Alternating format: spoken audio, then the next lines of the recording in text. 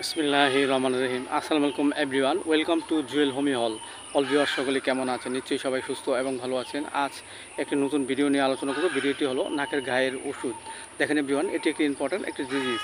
আমাদের নাকে যদি অত্যধিক পরিমাণে যদি কোনো সর্দি লাগে এবং ইনফেকশনজনিত কোনো কারণ থাকে কিংবা উপদংশজনিত কোনো কারণ হয়, এর ফলে আমাদের নাকে ঘা রোগটি দেখা দিতে পারে। সো এভরিওয়ান, এই রোগটি দেখা দিলে অনেক সময় আমাদের দেখা যাচ্ছে যে বিভিন্ন লক্ষণ দেখা দেয়। যেমন দেখা যাচ্ছে যে আমাদের যদি হঠাৎ ঠান্ডা লাগার ফলে যদি ঘন ঘন নাক থেকে সর্দি জ্বরে পানি পড়ে এবং নাকে ঘা হয়, ব্যথা করে, গন্ধ বের হয়, এসব লক্ষণে আমরা যেটি খেতে পারি সেটা হলো বেলসাম পেরো 30।